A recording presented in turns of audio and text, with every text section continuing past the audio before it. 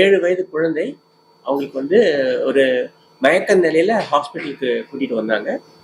அதை நம்ம எவாலுவேட் பண்ணி பார்க்கும்போது இந்த சுயநினைவு இல்லாததுனால ஸ்கேன்லாம் பண்ணி பார்த்தோம். ஐசியூல அட்மிஷன் போட்டிருந்தோம்.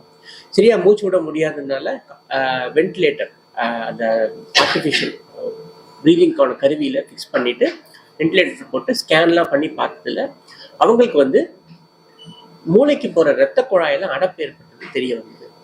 ஸோ அதே சமயம் கொஞ்சம் நீரும் கோத்துருந்தது பிரெயினில். நம்ம அந்த நீரை வந்து யூஸ்வலாக என்ன பண்ணுவோம்னா அந்த மாதிரி அன்கான்சியஸ்னால ஃபஸ்ட்டு நீரை எடுத்து விட்டுட்டு சுயநினைவு வருதான்னு பார்த்தோம்.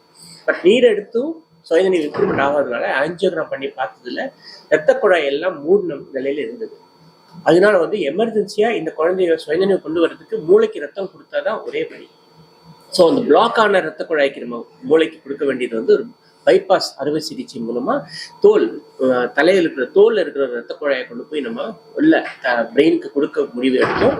ஆனா அதுல என்ன ஒரு சேலஞ்ச் அப்படின்னா, இந்த குழந்தைக்கு ரொம்ப ரொம்ப நேரம், அதாவது 1 மில்லிமீட்டருக்கும் கம்மியான ஒரு அந்த டயமீட்டர் அந்த ரத்த குழாய் இருந்ததுனால அந்த எவ்வளவு தூரம் அந்த பிளட் சப்ளை நம்மளால கொடுக்க முடியும், பைபாஸ் சக்சஸ்ஃபுல்லா பண்ண முடியுமா, ஏன்னா ரொம்ப சின்னதா இருக்கு அப்படிங்கிற ஒரு சந்தேகங்களுக்கு இருந்தது.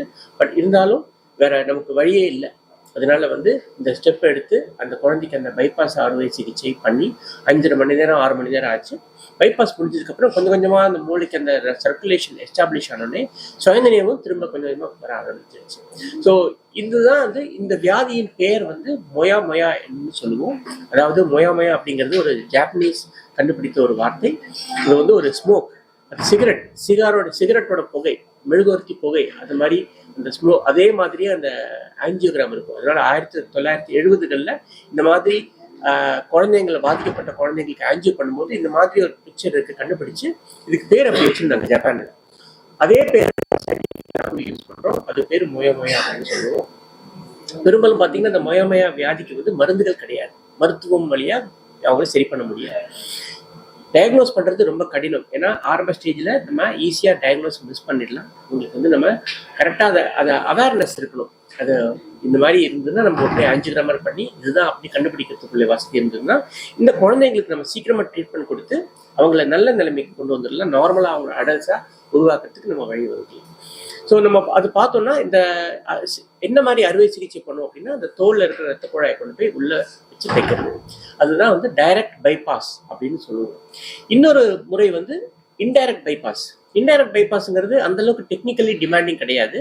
அதாவது நம்ம ஒரு சதை டெம்பராலிஸ்னு ஒரு மசில் இருக்கும், அதுல இருக்கிற ரத்த குழாயில கொண்டு போய் அப்படியே பிரெயின் மேல படுக்க வச்சிருவோம். அது ஒரு சிம்பிள் ப்ரொசீஜர் தான். ஆனால் அது என்ன அட்வான்டேஜ்னா அது டெக்னிக்கலி டிமாண்டிங் கிடையாது. ஸோ அது ஈஸியாக பண்ணலாம். பட் என்னன்னா அதுலேருந்து பிளட் ஊர்ந்து பிரெயினுக்கு போகிறதுக்கு 3 மாசத்துலேருந்து 6 மாதம் வரைக்கும் ஆகும். அது வரைக்கும் சில குழந்தைங்க வெயிட் பண்ண முடியாது, ஏன்னா ஸ்ட்ரோக் அது வந்துட்டு இருக்கும். அதனால இம்மிடியட்டாக நம்ம பிளட் கொடுக்கணும்னா ஒரே வழி டைரக்ட் பைபாஸ் தான். ஸோ அந்த டைரக்ட் பைபாஸ்ங்கிறது ஒரு டெக்னிக்கலி ரொம்ப டிமாண்டிங் ப்ரொசீஜர். ஏன்னா அந்த ரத்த குழாய் ரொம்ப ரொம்ப சின்னதாக நேரோவாக இருக்கும். அண்ட் சரியாக அதை நம்ம தைக்க முடியாது. அந்த ரத்த குழாய் அந்த குழந்தைகள் அந்த ரத்த குழாய் ரொம்ப ரொம்ப ஸ்பாஞ்சியாக பேப்பர் மாதிரி இருக்கும். ஸோ ஈஸியாக தையல் போடும்போதே கிழிஞ்சிடும்.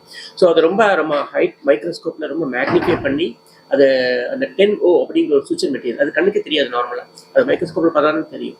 ஸோ அந்த மாதிரி ஒரு ரொம்ப நுணுக்கமான ஒரு அறுவை சிகிச்சை. ஆனால் நம்ம நல்லபடியாக முடிஞ்சதுன்னா சக்ஸஸ் ரேட்டுங்கிறது ரொம்ப நல்லா இருக்கும். ஸோ அதுதான் வந்து இந்த குழந்தைக்கு நம்ம பண்ணது.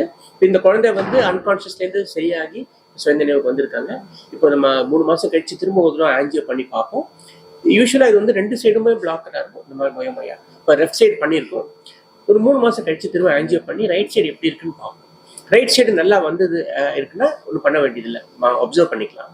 அது குறையிற மாதிரி இருந்ததுன்னா இப்போ புதுசாக நம்ம ஒரு எம்ஆர்ஐலேயே சாஃப்ட்வேர் பெர்ஃபியூஷன் ஸ்கேன் அப்படின்னு பார்த்து அந்த மாதிரி ஒரு பிரெயினுக்கு ரிஸ்க் இருக்கு, ஸ்ட்ரோக் வரலாம் அப்படின்னு தெரிஞ்சதுன்னா முன்கூட்டியே இந்த மாதிரி பைபாஸ் பண்ணி ஸ்ட்ரோக்கை வரவிடாமே நம்ம வந்து தடுத்துக்கலாம். ஸோ அதுதான் வந்து இந்த பேஷண்ட். இல்லை நல்லா பொருள் எடுத்துட்டு இருக்கும்போது திடீர்னு தவற விட்டுடுறாங்க, இல்லை ஓடிட்டு இருக்கும்போது திடீர்னு கீழே விழுந்துட்டாங்க, ஒரு பக்கம் ஃபிட்ஸ், இந்த மாதிரி சிம்டம்ஸ் பெரும்பாலும் சின்ன குழந்தைங்களை கண்டுபிடிக்கிற கஷ்டம். ஈஸியாக ஃபர்ஸ்ட் கண்டுபிடிக்கணும்னா குழந்தைங்களை அழும்போது மயக்கமாயிட்டாங்கன்னா அது ஃபர்ஸ்ட் சிம்டம். அதாவது அந்த ஆக்னிக் ஸ்பெல் அப்படின்னு சொல்லுவோம். ரொம்ப அழுகும்போது அப்படியே மயங்கிடுவாங்க. அதுதான் ஃபர்ஸ்ட் சிம்டமாக இருக்கும் பெரும்பாலான சமயங்களில். ஆனால் நார்மலாக பிளட் சப்ளை போயிட்டு இருக்கும் பிரெயினுக்கு, அந்த அடப்பு மூலமாக சின்ன சின்ன ரத்த குழாயிலே போயிட்டு இருக்கும். தேவை அதிகமாகும் போது கொலாப்ஸ் ஆகிடுவாங்க. ஒரு ஜுரம் வந்ததுன்னா கொலாப்ஸ் ஆகிடுவாங்க. ஸோ இந்த குழந்தைக்கு அப்படி தான், ஒரு ஜுரம் வந்ததுக்கு அப்புறம் தான் ரொம்ப அன்கான்ஷியஸ் ஸ்டேஜுக்கு போயிட்டாங்க. ஏன்னா பிரெயினுக்கு அந்த அளவுக்கு கொடுக்கக்கூடிய பிளட் சப்ளை இல்லை. அந்த மாதிரி சிம்டம்ஸ் இருக்கும்போது நம்ம வந்து அதை கண்டுபிடிச்சி நம்ம டயக்னோஸ் பண்ணுவோம். வெறும் ஸ்கேனில் தெரியாது. சஸ்பெக்ட் பண்ணும்போதே நம்ம எம்ஆர்ஐ ஸ்கேன் பண்ணல, எம்ஆர்ஐலேயே ஆஞ்சியோகிராம்னு ஒரு டெஸ்ட் இருக்கு.